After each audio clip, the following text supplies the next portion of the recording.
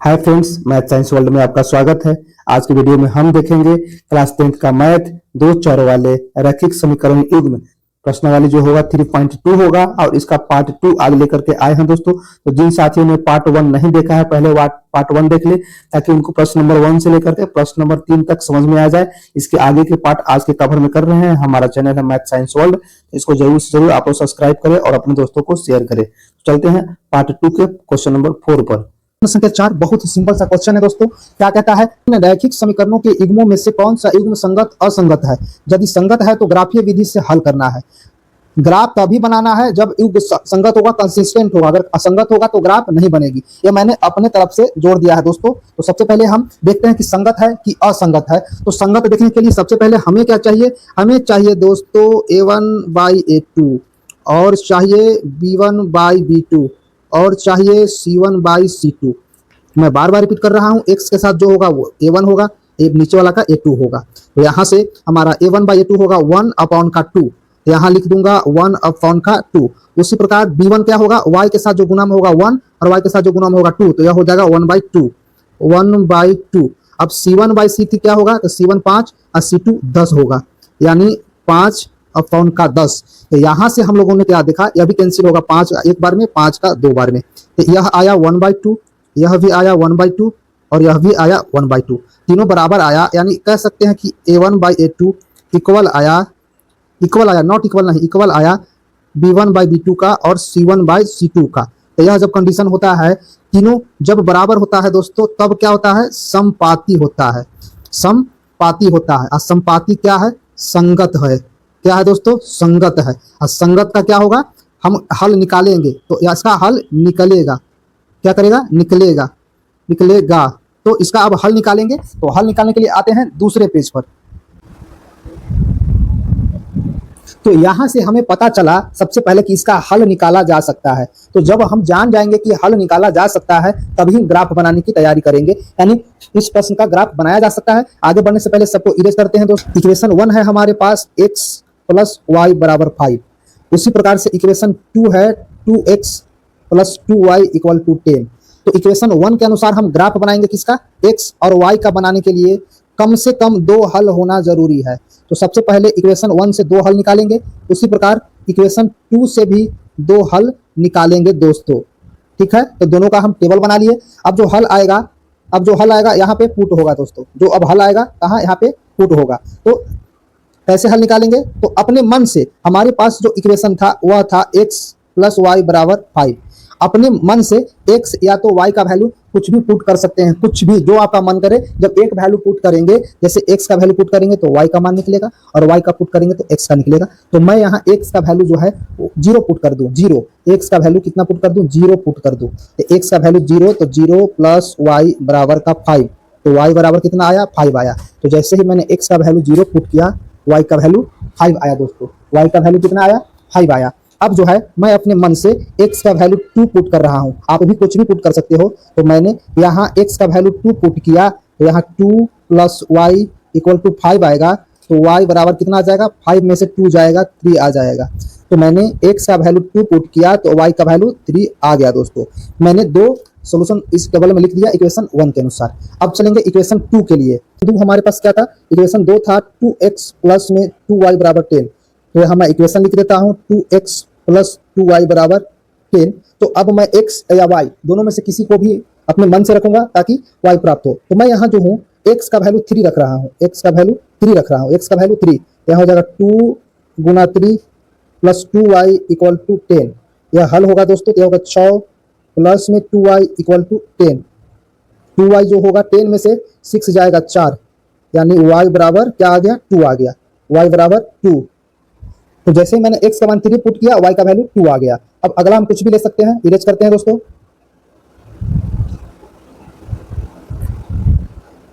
तो अब जो है y का वैल्यू, x का वैल्यू मैं 2 ले रहा हूँ। x का वैल्यू 2 लिया तो 2 × 2 + में 2y = 10। यहाँ से 2y बराबर 10 था, 2 दूना का 4 उधर जाएगा तो माइनस में आ जाएगा, यानी 6 बचेगा। तो y बराबर 6 बच रहा था, 2 से डिवाइड होगा तो कितना आएगा? 3 आएगा। यानी y का वैल्यू कितना आ गया दोस्तों, 3 आ गया। तो इस प्रकार से हमने दो टेबल बना लिया है। आप डायरेक्ट टेबल बना सकते हो, इसके लिए सोल्यूशन की कोई जरूरत नहीं है। आप कैसे करेंगे प्लॉटिंग, तो हमारे पास जो था x का वैल्यू 0 था तो y का वैल्यू 5 था, x का वैल्यू 0 तो y का वैल्यू 5, पहले 0 पर जाएंगे और 5 पे जाएंगे। ये रहा हमारा 0 और y का वैल्यू 5, यानी 5 यहाँ पे, यह जो हमारा पॉइंट है यह है हमारा 0 और 5। इसको मैं क्या करता हूँ, एक गोल डॉट कर देता हूँ और इसको लिख देता हूँ, इसका कोऑर्डिनेशन 0 और 5 लिख दिया दोस्तों। अब दूसरा वाला में चलेंगे। दूसरा में था x बराबर 2 और y बराबर 3, तो x इधर 2 हो गया और y ऊपर की ओर जाएगा 3 पर, यानी यहाँ पे यह पॉइंट जो आया यह आया 2 और 3, x का वैल्यू 2 y का वैल्यू 3 मैंने लिख दिया है। अब इन दोनों पॉइंट पे स्केल रखेंगे सीधा और इसको सीधा मिलाएंगे दोस्तों। स्केल रखते हुए सीधा मिलाना है, तो मैं देखिए स्केल रखा और ये सीधा खींच दिया दोस्तों।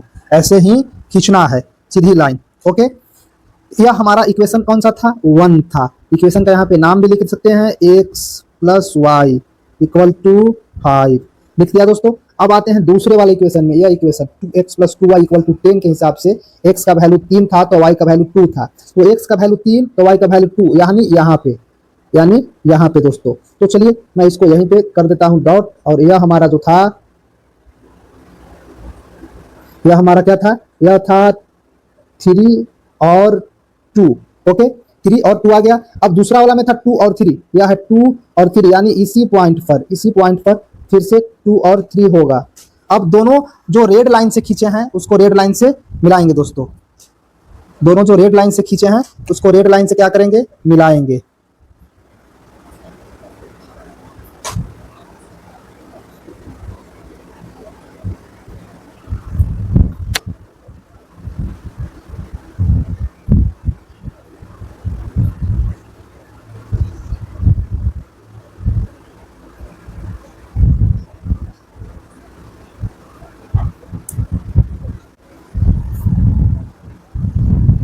यहां से दोनों लाइन को मिलाएंगे। कौन कौन लाइन दोस्तों, एक लाइन तो यह था और दूसरा यह लाइन था। दोनों को ऐसे मिलाते हुए खींचेंगे तो सेम लाइन इसी के ऊपर आ जाएगा। सेम लाइन इसी के ऊपर आना तय है दोस्तों।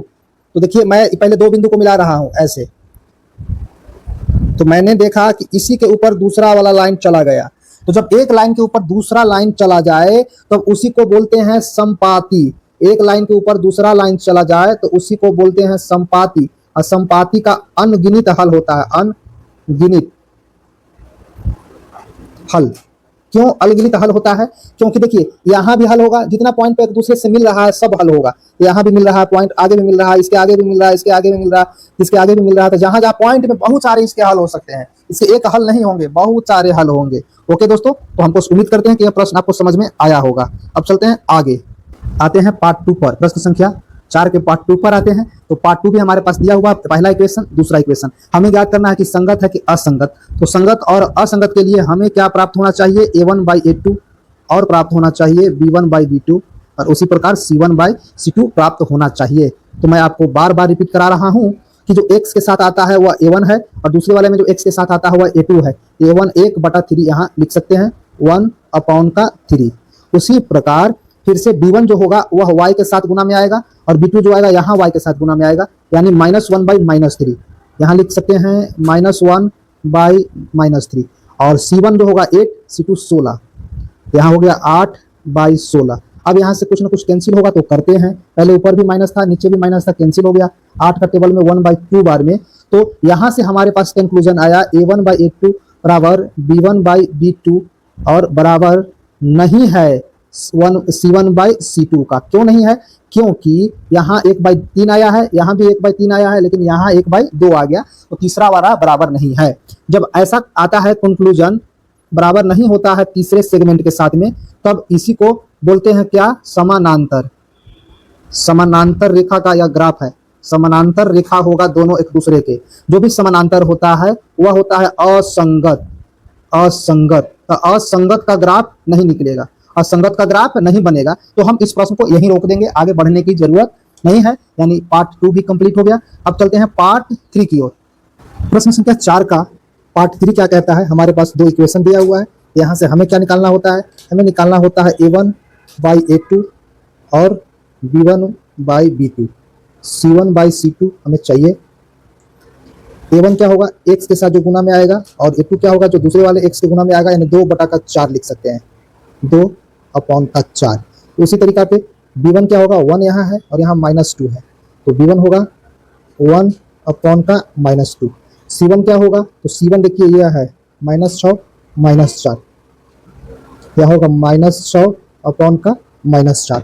ओके दोस्तों, अब जो कैंसिल होगा उसको कैंसिल करेंगे 2 से 1/2 बार में, और यहाँ भी माइनस माइनस कैंसिल, और 2 से 3 बार में और 2 से 2 बार में, यानी यहाँ पे आया 1/2 और दूसरे वाला में आया -1/2 और तीसरे वाला में आया 3/2। तो यहाँ से हम देख रहे हैं कि 1/2 और -1/2 कभी भी इक्वल नहीं है। तो निष्कर्ष क्या निकला, निष्कर्ष निकला कि a1/a2 नॉट इक्वल है b1/b2 का। तो जब यह कंडीशन आता है तो यह प्रतिच्छेदी हो जाता है, प्रतिच्छेदी रेखा, ठीक। और यह जब होता है तो क्या होता है, यह संगत होता है, संगत युग्म। और संगत युग्म का ग्राफ के माध्यम से हल निकाला जा सकता है। तो इसका हल निकालने के लिए हम क्या कर सकते हैं, हल निकालने के लिए हम बनाएंगे इसका टेबल। टेबल निकालने के लिए इक्वेशन 1 से जो चीज दिया रहेगा उसको निकालेंगे। तो हमारे पास इक्वेशन 1 था 2x + y -6 = 0, और दूसरा इक्वेशन था 4x - 2y -4 = 0। यहाँ से हम क्या करेंगे, x के लिए 2 टेबल बनाएंगे और इसमें कम से कम 2x का वैल्यू होना चाहिए, ठीक है। उसी प्रकार से इक्वेशन 2 के लिए भी 2 वैल्यू कम से कम होना चाहिए, ठीक है दोस्तों। तो इक्वेशन 1 से हम कुछ भी x का वैल्यू रख सकते हैं। तो हमारे पास इक्वेशन 1 था 2x + y -6 = 0। तो हम यहाँ से क्या रखें, तो हम यहाँ से y का वैल्यू 0 रख रहे हैं। तो जब y का वैल्यू 0 पुट करेंगे तो 2x + 0 -6 = 0, यहाँ से 2x = 6, तो x = 3 आ गया। तो x की जगह पर हम पुट कर दिए 3। दूसरा वैल्यू क्या रखें कि कुछ ना कुछ आए हमारे पास, तो क्या आए, तो दूसरा वैल्यू हम रखेंगे इसका उल्टा। इस बार हम x का वैल्यू 0 रख रहे हैं, किसका वैल्यू रख रहे हैं, x का वैल्यू 0 रखेंगे। अब इस इक्वेशन में x का वैल्यू पुट करेंगे, तब 2 गुना x का वैल्यू 0 + y -6 = 0। यहाँ से y बराबर कितना आया, 6 आया। तो जैसे ही हमने x का वैल्यू 0 पुट किया, y का वैल्यू 6 आया। अब इसमें 6 लिख देंगे, तो यहाँ पे 6 लिख दिया हमने। पहला टेबल से तो हो गया। अब चलते हैं दूसरा इक्वेशन से। दूसरा इक्वेशन हमारे पास क्या था, दूसरा इक्वेशन था 4x - 2y -4 = 0। यहाँ भी हम कुछ ना कुछ यहाँ से रख सकते हैं वैल्यू, कुछ ना कुछ मान रख सकते हैं। यहाँ से मान रखेंगे, तब यहाँ देखिए कि इस बार जो है मैं y का वैल्यू फिर से 0 रख रहा हूँ, y का वैल्यू 0 रखा। अब यहाँ y का जो वैल्यू आया है इसको जगह पर 0 रखना होगा, तो हो जाएगा 4x - 2 गुना 0 -4 = 0। तो 4x बराबर हो जाएगा 4, x = 1। तो मैंने जैसे ही यहाँ से y का वैल्यू 0 रखा, x का वैल्यू 1 यहाँ पुट करेंगे, यह 1 हो गया। अब एक और कुछ ना कुछ रख के देखेंगे। अब क्या रख के देखें, तो अब मैं यहाँ से रख रहा हूँ x का वैल्यू 0, x का वैल्यू 0 रखा, तो 4 गुना 0 करेंगे -2y -4 = 0। यह हमारे पास 0 हो गया। यह हो गया -2y = +4, तो y बराबर आ जाएगा 4 अपॉन में -2, यह आ जाएगा -2, ठीक है दोस्तों। एक कट गया था दूसरे 2 बार में, -2 आया। तो यहाँ से x का वैल्यू 0 रखे तो y का वैल्यू -2 आया, इसमें पुट कर दो -2, ठीक है दोस्तों। क्या पुट कर दिए, -2। अब यहाँ से जो है हम ग्राफ से हल करेंगे। तो ग्राफ से हल करने के लिए आते हैं ग्राफ वाले पेज पर। तो आ गए हम ग्राफ के पेज पर, हमने यहाँ ग्राफ को प्लॉटेड कर दिया है। तो इक्वेशन 1 से हमारा यह ग्राफ है, इक्वेशन 2 का ग्राफ यहाँ है। इक्वेशन 1 के अनुसार x का वैल्यू 3 है तो y का वैल्यू 0 है, तो x का वैल्यू 3 यहाँ और y 0 यहीं पे आएगा। कहाँ पे, यहीं पे आएगा 3 और 0। तो इसको मैं यहाँ लिख देता हूँ, इस पॉइंट को क्या लिखेंगे, इसका कोऑर्डिनेट हो गया 3 और 0। दूसरा x का वैल्यू 0 तो y का वैल्यू 6, यानी 0 और 6 हो जाएगा। तो x का वैल्यू यहाँ 0 है, 6 के ऊपर यहाँ आएगा, इसका कोऑर्डिनेट है 0 6। अब क्या करेंगे दोस्तों, अब हम इस दोनों लाइन को सीधा स्केल की माध्यम से मिलाएंगे। सीधा दोनों बिंदु को स्केल की लाइन से ऐसे मिला दिया दोस्तों, ओके। अब इसको मिलाने के बाद इसका जो समीकरण का नाम था यह क्या था, 2x + y -6 = 0। अब इसी प्रकार दूसरे वाला से चलेंगे। दूसरा वाला इक्वेशन यह है, इस इक्वेशन के अनुसार यह दो को कोऑर्डिनेट आया है, इसको लिखेंगे। तो सबसे पहले x का वैल्यू 1 और y का वैल्यू 0 है। तो x का वैल्यू 1 0 कहाँ आएगा, यह है x का वैल्यू 1 और 0 इसी पॉइंट पर हो जाएगा, यानी इसका जो पॉइंट आएगा हो गया 1 0, इसको लिख सकते हैं 1 0। दूसरा था हमारे पास 0 और -2, तो 0 यहाँ है, अब -2 यहाँ पे आएगा दोस्तों। यहाँ से देखा जाए x वाला, तो x की ओर आना चाहिए 0 और y की तरफ आना चाहिए -2, यही पॉइंट आएगा दोस्तों। इसका कोऑर्डिनेट हो गया 0 और -2। अब इन दोनों ब्रैकेट में जो काला काला से डिप किए हैं, स्केल की माध्यम से दोनों को मिला देंगे, स्केल की माध्यम से दोनों को मिला देंगे दोस्तों। तो आप भी इसको स्केल के अच्छे तरीका से मिला सकते हैं। मैंने स्केल से इसका लाइनिंग खींच दिया। लाइनिंग खींचने के बाद यह जो इक्वेशन था काला वाला, यह इक्वेशन 2 था। इक्वेशन 2 लिख देते हैं, 4x -2 -4 बराबर 0। अब देखिए ग्राफ के माध्यम से कैसे जानेंगे कि सोल्यूशन होगा, तो दोनों लाइन जहां कट करेगी, यहाँ पे दोनों लाइन आपस में कट किया है, यही इस ग्राफ का हल होगा। तो इस पॉइंट पर दोनों कहाँ कट किया है, यहाँ कट किया है। इसको मैं यहाँ पे लिख देता हूँ। कोऑर्डिनेट पॉइंट इसका क्या होगा, यहाँ x की तरफ 2 देख रहे हैं और y की तरफ भी 2 दे रहे हैं, देख रहे हैं, तो 2 और 2, यही जो लाइन है प्रतिच्छेदी रेखा है, प्रतिच्छेद बिंदु। इसलिए x का वैल्यू 2 आएगा और y का वैल्यू भी 2 आएगा। पहले x लिखा जाता है और बाद में y। तो कैसे जाने कि x कितना है, तो यहाँ से नीचे की तरफ देखे तो x 2 आया, और इधर भी y की तरफ देखे y की तरफ तो y भी 2 आया, यानी इसका 2 और 2। तो इस प्रश्न का उत्तर जो होगा आंसर 2 और 2 होगा। x का वैल्यू भी 2 और y का वैल्यू भी 2। तो इस तरीके से इसका हमने कंप्लीट कर लिया है। क्वेश्चन नंबर 4 का पार्ट 4 देखेंगे। हमारे पास दो इक्वेशन था, 2x - 2y - 2 बराबर 0 और 4x - 4y - 5 बराबर 0। यहाँ पे हमने इक्वेशन लिख दिया है। तो सबसे पहले हमें क्या ज्ञात होना चाहिए, हमें पता होना चाहिए a1/a2 और b1/b2, उसी प्रकार से c1/c2, ये हमें पहले पता करना होता है। तो a1/a2 कहां से लाएंगे, x के साथ जो गुना में होगा यह a1 होगा, दूसरे वाले इक्वेशन में x के साथ जो गुना में होगा वह a2 होगा, यानी इसका वैल्यू की बात करें तो यह हो जाएगा 2 और बाई 4 हो जाएगा। उसी प्रकार से b1/b2 लाना है, तो b1 y के साथ जो गुना में आएगा वह पहले से b1 और दूसरे वाले इक्वेशन से y के साथ जो गुना में आएगा वह b2, यानी -2 बाई -4 यहाँ लिखेंगे, -2 बाई -4, यह b1/b2 हो गया। c1/c2 क्या होगा, c1 है -2 और c2 है -5। कांस्टेंट जो होता है वो होता है c1/c2। यहाँ से कुछ कैंसिल होगा दोस्तों, तो कैंसिल करेंगे। यहाँ से देखिए सबसे पहले दोनों तरफ माइनस है, माइनस वो कैंसिल हो गया।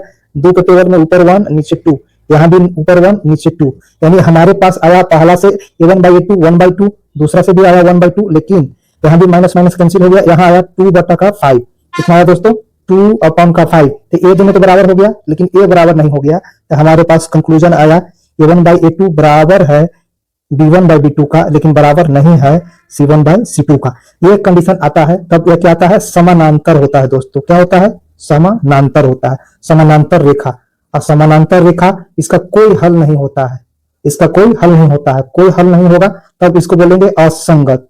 असंगत बोलेंगे, इसको क्या बोलेंगे, असंगत बोलेंगे। और असंगत का जब कोई हल नहीं होगा तो इस प्रश्न को यहीं पे छोड़ देंगे, क्योंकि असंगत आ गया तो इसका कोई भी हल नहीं होगा। तो जब हल ही नहीं होगा तो ग्राफ से इसको निकाला नहीं जा सकता है। तो ये पार्ट 4 भी कंप्लीट हो गया, इसको यहीं छोड़ देंगे। अब चलते हैं प्रश्न संख्या 5 की ओर। प्रश्न संख्या 5 कहता है, एक आयताकार बाग जिसकी लंबाई चौड़ाई से 4 सेंटीमीटर अधिक है का अर्ध परिमाप 36 मीटर है, तो बाग की विमाएं ज्ञात करिए। बाग की विमाएं ज्ञात का मतलब लंबाई और चौड़ाई ज्ञात कीजिए। क्या दिया हुआ है, आयताकार बाग है जिसकी लंबाई जो है चौड़ाई से 4 सेंटीमीटर अधिक है।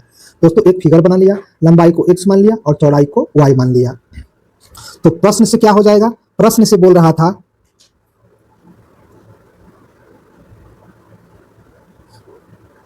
प्रश्न से दिया हुआ है दोस्तों कि आयत जो होता है, आयत का परिमाप बराबर 2 × L + B होता है, लंबाई प्लस चौड़ाई।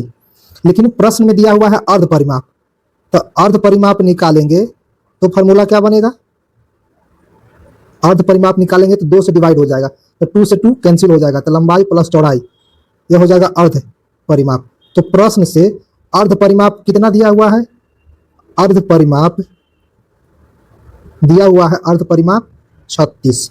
और अर्ध परिमाप का फॉर्मूला लगा दो तो L + B बराबर 36। ठीक है दोस्तों, लंबाई को x माने हैं तो x रख देंगे, चौड़ाई को y माने हैं तो y रख देंगे, इक्वल टू में 36। यह हो गया इक्वेशन 1। ठीक है दोस्तों, और क्या दिया हुआ है, और दिया हुआ है प्रश्न से कि जो लंबाई है वह चौड़ाई से 4 सेंटीमीटर ज्यादा है। यहाँ पे लिख दिए, लंबाई को x माने थे इक्वल चौड़ाई को y माने थे, प्लस में क्या हो जाएगा 4 ले लिया दोस्तों। इसको और ज्यादा सोल्व करेंगे तो क्या किया जा सकता है, इसको किया जा सकता है x - y बराबर का 4। यह हो गया इक्वेशन 2। ठीक है दोस्तों, दो इक्वेशन आ गया। यहां से मुझे इक्वेशन 1 और इक्वेशन 2 के हेल्प से मुझे x और y का मान निकालना है। तो कैसे निकलेगा दोस्तों? बहुत सिंपल सा तरीका है। देखिए हम क्या कर रहे हैं, हमारे पास जो था x प्लस वाई बराबर 36 था, तो हम यहाँ लिखते हैं आपको समझने के लिए कि x प्लस वाई बराबर,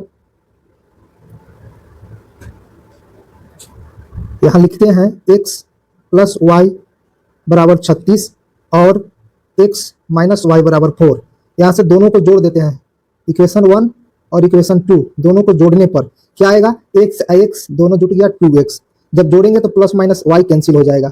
इक्वल में क्या आएगा दोस्तों, 36 4 40 आ गया।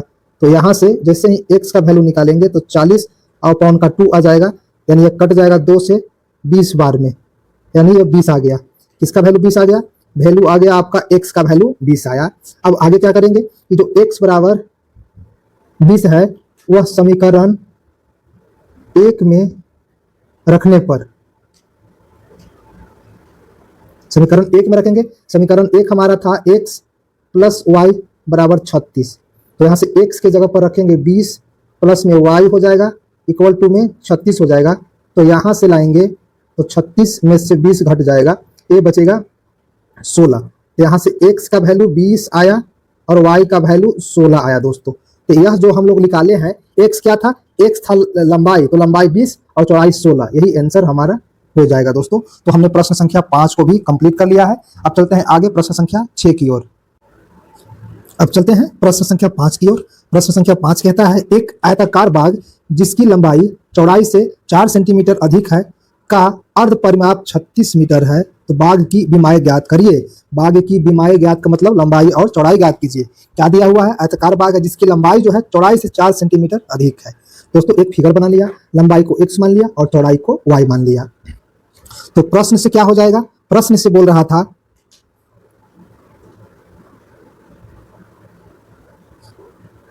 प्रश्न से दिया हुआ है दोस्तों कि आयत जो होता है, आयत का परिमाप बराबर 2 इंटू एल प्लस बी होता है, लंबाई प्लस चौड़ाई। लेकिन प्रश्न में दिया हुआ है अर्ध परिमाप, तो अर्ध परिमाप निकालेंगे तो फॉर्मूला क्या बनेगा, अर्ध परिमाप निकालेंगे तो 2 से डिवाइड हो जाएगा, तो 2 से 2 कैंसिल हो जाएगा, तो लंबाई प्लस चौड़ाई ये हो जाएगा अर्ध परिमाप। तो प्रश्न से अर्ध परिमाप कितना दिया हुआ है, अर्ध परिमाप दिया हुआ है, अर्ध परिमाप 36। और अर्ध परिमाप का फॉर्मूला लगा दो तो L प्लस बी बराबर 36। ठीक है दोस्तों, लंबाई को x माने हैं तो x रख देंगे, चौड़ाई को y माने हैं तो y रख देंगे, इक्वल टू में 36। यह हो गया इक्वेशन 1। ठीक है दोस्तों, और क्या दिया हुआ है, और दिया हुआ है प्रश्न से कि जो लंबाई है वह चौड़ाई से 4 सेंटीमीटर ज्यादा है। यहाँ पे लिख दिए, लंबाई को x माने थे इक्वल चौड़ाई को y माने थे, प्लस में क्या हो जाएगा 4 ले लिया दोस्तों। इसको और ज्यादा सोल्व करेंगे तो क्या किया जा सकता है, इसको किया जा सकता है x माइनस वाई बराबर का 4, यह हो गया इक्वेशन 2। ठीक है दोस्तों, दो इक्वेशन आ गया। यहाँ से मुझे इक्वेशन 1 और इक्वेशन 2 के हेल्प से मुझे x और y का मान निकालना है। तो कैसे निकलेगा दोस्तों, बहुत सिंपल सा तरीका है। देखिए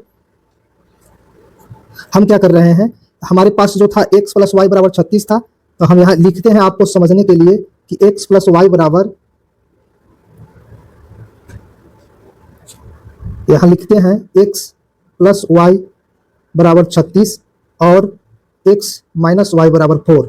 यहाँ से दोनों को जोड़ देते हैं, इक्वेशन 1 और इक्वेशन 2 दोनों को जोड़ने पर क्या आएगा, x दोनों जुट गया 2x। जब जोड़ेंगे तो प्लस माइनस y कैंसिल हो जाएगा। इक्वल में क्या आएगा दोस्तों, 36 4 40 आ गया। तो यहाँ से जैसे ही x का वैल्यू निकालेंगे तो 40 और पाउंड का 2 आ जाएगा, यानी ये कट जाएगा 2 से 20 बार में, यानी ये 20 आ गया। इसका वैल्यू 20 आ गया, वैल्यू आ गया आपका x का वैल्यू 20 आया। अब आगे क्या करेंगे कि जो x बराबर 20 है वह समीकरण 1 में रखने पर, समीकरण 1 में रखेंगे। समीकरण 1 हमारा था x प्लस वाई बराबर 36, तो यहाँ से x के जगह पर रखेंगे 20 प्लस में y हो जाएगा इक्वल टू में 36 हो जाएगा। तो यहाँ से लाएंगे तो 36 में से 20 घट जाएगा, ये बचेगा 16। तो यहाँ से x का वैल्यू 20 आया और y का वैल्यू 16 आया दोस्तों। तो यह जो हम लोग निकाले हैं, x क्या था, x था लंबाई, तो लंबाई 20 और चौड़ाई 16, यही आंसर हमारा हो जाएगा दोस्तों। तो हमने प्रश्न संख्या 5 को भी कंप्लीट कर लिया है। अब चलते हैं आगे प्रश्न संख्या 6 की ओर। प्रश्न संख्या 6 बहुत ही इजी है दोस्तों, आसान है। क्या कह रहा था कि एक रैखिक समीकरण 2x + 3y - 8 है, दी गई है। दो चरों में एक ऐसी रैखिक समीकरण लिखिए ताकि प्राप्त युग्म का ज्यामितीय निरूपण जैसा कि पहला है प्रतिच्छेदी रेखाएं हों। ये पूछ रहा है एक समीकरण ऐसा लिखिए ताकि वो प्रतिच्छेदी रेखाएं हो। तो प्रतिच्छेदी रेखाएं के लिए कंडीशन क्या होना चाहिए, a1/a2 = b1/b2 नहीं होना चाहिए। जहां हमें एक समीकरण दे दिया था, क्या दिया था, 2x + 3y - 8 = 0 दे दिया है, यानी दिया क्या था, यहां से हल करते हैं दोस्तों। कंडीशन तो पता चल गया। तो हमें दिया है क्या, 3x + 3y - 8 = 0 दिया हुआ है। हमें इस कंडीशन पर लाना है दोस्तों, ये बराबर नहीं होना चाहिए, बराबर नहीं होना चाहिए। तो एक और कंडीशन लेंगे कि y वाला बराबर नहीं हो, जैसे x वाला बराबर हो तो चलेगा, y वाला बराबर नहीं होना चाहिए। तो x वाला हम बराबर लिख सकते हैं, मतलब अगला जो लिखेंगे अपने मन से वह 3x लिख सकते हैं, वह 3x लिख सकते हैं। और लेकिन y का बराबर नहीं है तो 3 की जगह पर 4 ले लेंगे। अब बराबर कुछ भी ले सकते हैं, जैसे 10, 11, 12, या जो दूसरा समीकरण ऐसे ही लिखना है, लिखना था। तो यह जो दूसरा वाला हम लिखे हैं यह आंसर हो जाएगा। इसमें एग्जांपल में यह भी दिया है, ये भी आंसर सही है। आप कोई और लिखेंगे वह भी सही हो जाएगा, ठीक है। इसमें आंसर अलग अलग हो सकता है। अब ध्यान दीजिए, दूसरा कंडीशन क्या कह रहा था, दूसरा कह रहा था कि समानांतर रेखाएं हो, समानांतर रेखाएं हो। तो समानांतर रेखा होने के लिए कंडीशन होता है a1/a2 = b1/b2 not equal to c1/c2, यानी पहला वाला और दूसरा बराबर होना चाहिए, तीसरा बराबर नहीं होना चाहिए। तो हमें क्या दिया हुआ था, तो दिया हुआ था दोस्त, दिया है क्या था क्वेश्चन, 3x + 3y - 8 = 0। ठीक, हमें अपने से एक एग्जांपल लिखना है। तो पहला बराबर होना चाहिए, इधर जितना है उतना ही इधर होना चाहिए, लेकिन a बराबर नहीं होना चाहिए। तो यहाँ बराबर होने के लिए क्या कर सकते हैं, जैसे देखिए ये लिख सकते हैं, जैसे इसका दुगना कर दो, इसका दुगना कर दो, जहां जहां है वहां पे दुगना कर दो। कौन कौन बराबर करना है, पहला टर्म a वाला टर्म और b वाला टर्म बराबर करना है, लेकिन c वाला टर्म बराबर नहीं करना है। तो पहला और दूसरा को दुगना कर दीजिए, तीसरा को दुगना ना करके कुछ और कर दीजिए, दुगना नहीं होना चाहिए। तो हम यहाँ क्या कर रहे हैं, दुगना कर रहे हैं। तो 3 दूना का 6x प्लस में फिर क्या था, सॉरी दिया था यहाँ 2 था, प्रश्न में क्या था 2 था। तो दुगना करेंगे तो यह हो जाएगा 4, प्लस इसका करेंगे तो 6, लेकिन हमको इसको दुगना नहीं करना है, इसको 3 गुना कर देंगे 24। ठीक है दोस्तों, बराबर में हो जाएगा 0। तो अब हम देखते हैं कि हमारा ये वाला कंडीशन फॉलो होता है कि नहीं। तो हम इधर फॉलो करके निकालते हैं, a1/a2 तो हो जाएगा 2/4, और क्या दूसरा हो सकता है 3/6, और यह हो सकता है 8/3।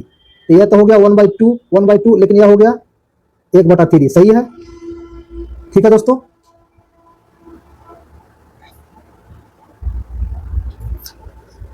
यहाँ मैंने हिंट्स भी लिख दिया है कि कैसे काम करेगा, उसको लिख दिया है। तीसरा क्वेश्चन में हमें क्या करना है, इसका थर्ड पार्ट में संपाती होना चाहिए। तो संपाती का कंडीशन यहाँ दिया हुआ है दोस्तों। संपाती का कंडीशन होता है a1/a2 = b1/b2 = c1/c2, तीनों बराबर होना चाहिए। ठीक है दोस्तों, क्या होना चाहिए, तीनों बराबर होना चाहिए। तो इसके लिए क्या करेंगे, ध्यान दीजिए, बहुत सिंपल है। हमें क्या दिया हुआ था, हमें दिया था दोस्तों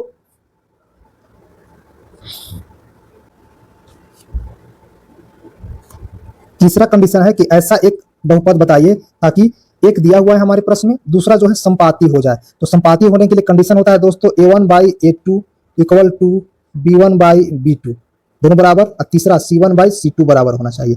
जिसमें से एक दिया हुआ है, क्या हुआ था दोस्तों, क्या था, वो दिया हुआ था हमारे पास 2x + 3y - 8 = 0। हमें क्या निकालना है, हमें तीनों बराबर करना है। पहला a1/a2 b1/b2 c1/c2। तो हम 3 गुना कर देंगे, 4 गुना कर देंगे, 7 को अगर 4 गुना करेंगे तो पूरा को 4 गुना करेंगे, 2 गुना करेंगे तो पूरा को 2 गुना करेंगे। तो यहाँ पे हम 2 गुना कर दे रहे हैं, तो 2 गुना करेंगे तो 2 दूना का 4 हो जाएगा, 4x + 3 दूना का 6, 8 दूना का 16। तो यह जो होगा क्या कर दिए, 2 से गुना किए ताकि आपको याद रहे, 2 गुना किया। तो यहाँ जो दूसरा वाला एग्जाम्पल बनेगा वह इस कंडीशन को फॉलो करेगा। आप इस पर रह करके भी देख सकते हैं तो वो आ जाएगा। तो इस प्रकार से प्रश्न संख्या 6 को हम लोगों ने कंप्लीट कर लिया है। अब चलते हैं प्रश्न संख्या 7 की ओर। प्रश्न संख्या 7 क्या कहता है, एक समीकरण x माइनस वाई प्लस 1 बराबर 0 और 3x प्लस 2 माइनस 12 बराबर 0 को ग्राफ कीजिए और x अक्ष और इन रेखाओं से बने त्रिभुज के शीर्षों के निर्देशांक ज्ञात कीजिए और उनका त्रिभुज तार पटल को छायांकित कीजिए। हमारे पास कह रहा है कि दो इक्वेशन दिया हुआ है, इससे सबसे पहले ग्राफ खींचना है। ग्राफ खींचने के बाद अगर x अक्ष के साथ जो त्रिभुज बनेगा उसके शीर्षों के निर्देशांक ज्ञात करना है और उसे रंगना है। तो हमें क्या दिया था दोस्तों, हमें दो इक्वेशन दिया था। कौन कौन दिया था, तो x minus Y equal to x minus Y plus 1 equal to 0, यह पहला इक्वेशन दिया था। और दूसरा इक्वेशन था 3x प्लस में 2y माइनस 12 बराबर 0, यह इक्वेशन 2 दिया था। हमको यहाँ से क्या करना है, ग्राफ खींचना है। तो इक्वेशन 1 से चलेंगे, एक बनाएंगे, क्या उसको बोलते हैं, टेबल बनाएंगे, x और y का एक टेबल बनाएंगे दोस्तों, ठीक है। इसमें बनाएंगे जिसमें x और y मिनिमम 2 होना चाहिए। दूसरा टेबल बनाएंगे दूसरे इक्वेशन के लिए,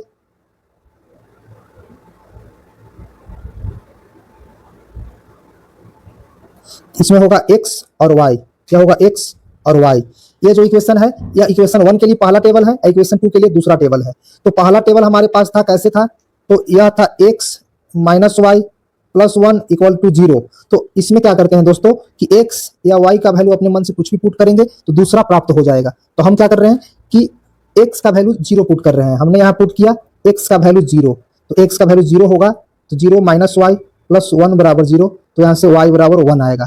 तो जैसे ही x का वैल्यू 0 पुट किया, y का वैल्यू 1 आएगा, इस टेबल के अंदर रखेंगे तो y बराबर 1 कर दिया। अब दूसरा वैल्यू निकालना है, तो अब हम क्या करेंगे, अब हम कुछ ना कुछ दूसरा लेंगे। इस बार y का वैल्यू 0 मैं ले रहा हूँ, y का वैल्यू 0 ले लिया, तो x माइनस वाई प्लस 1 बराबर 0, तो यहाँ से x बराबर आ जाएगा माइनस 1। x बराबर क्या आएगा, माइनस 1, तो इसमें पुट कर दे रहे हैं माइनस 1। उसके बाद दूसरे समीकरण से चलेंगे। दूसरा समीकरण दूसरे के लिए था 3x प्लस में 2y माइनस में 12 इक्वल टू 0। यहाँ भी अपने मन से x या y दोनों में से किसी एक को पुट करेंगे। यहाँ मैं पुट करूंगा, ऐसा पुट कीजिए ताकि यह दशमलव में ना आओ। तो हम x का वैल्यू यहाँ पे 0 पुट करेंगे, x बराबर 0 पुट किया तो y का वैल्यू कितना आएगा, तो y 3 गुना 0 प्लस 2y माइनस इतना बराबर 0, तो यहाँ से 2y बराबर 12 हो गया, तो y बराबर 6 हो जाएगा।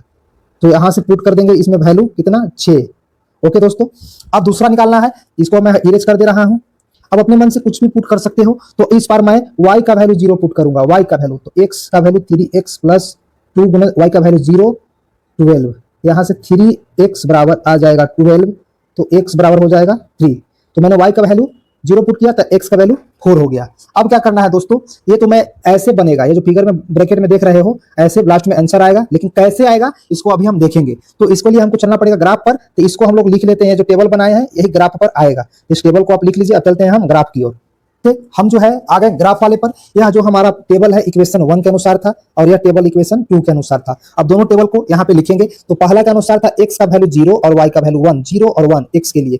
तो 0 और 1 कहाँ है, x का 0 है और y का वैल्यू 1 यहाँ पे आएगा। किस जगह आएगा दोस्तों, यह है हमारा 0 और 1, इसका कोऑर्डिनेट कितना है, 0 और 1 है। ठीक, दूसरे में फिर क्या है दोस्तों, x का वैल्यू -1 है और y का वैल्यू 0। x का वैल्यू माइनस में इधर जाएगा और y का वैल्यू 0, यानी इसी पॉइंट पर, इस पॉइंट पर, तो यहाँ पर -1 और 0 यहीं पे आएगा, -1 और 0। ठीक है दोस्तों, 2 पॉइंट हो गया। अब दोनों पॉइंट को स्केल रखेंगे सीधा और दोनों पॉइंट को स्केल की मदद से सीधा लाइन खींच देंगे। तो मैं यहाँ पे स्केल रख रहा हूँ, आप लोग भी स्केल का यूज करके हम सीधा लाइन खींचना है ताकि दोनों पॉइंट को टच करे।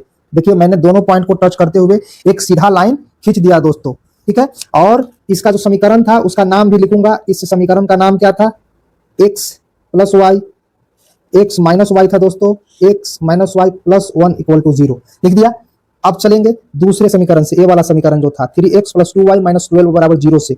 यहाँ से x का वैल्यू 0 था, y बराबर 6 था, तो x का वैल्यू यहाँ 0 है और y बराबर 6 पर यहाँ पे आना पड़ेगा दोस्तों। कहाँ पे आना पड़ेगा, ये 6 पर आना पड़ेगा। तब यहाँ पे मैं क्या कर रहा हूँ,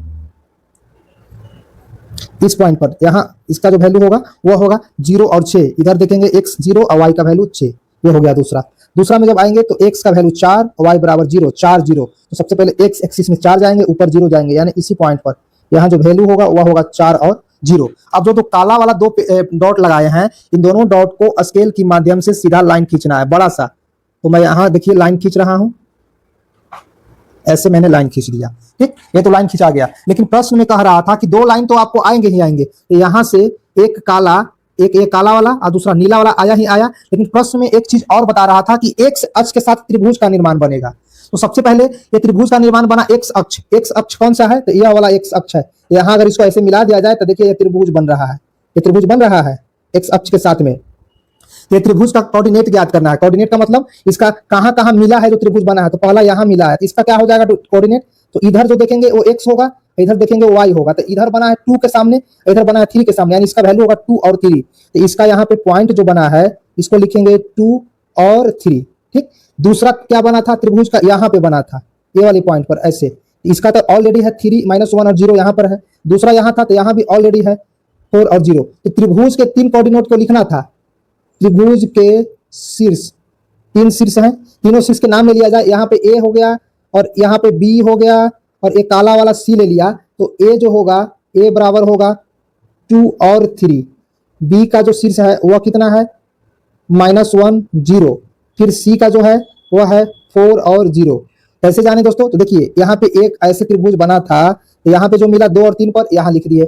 दूसरा यहाँ मिला -1 और 0 पर यहाँ लिख दिए। तीसरा कहाँ मिला? इस पॉइंट पर 4 और 0 यहाँ लिख दिए। ये शीर्ष हो गया। उसके बाद बोला कि जो त्रिभुज बना है उसको रंगना है, तो त्रिभुज को हम रंगेंगे। तो किस रंग से रंगे दोस्तों? तो इसको हल्का हल्का हम क्या करेंगे? स्केल से ऐसे ऐसे रंगना है। जितना दूर त्रिभुज बन रहा है उतना ही दूर आप पेंसिल से इसको कलर करेंगे।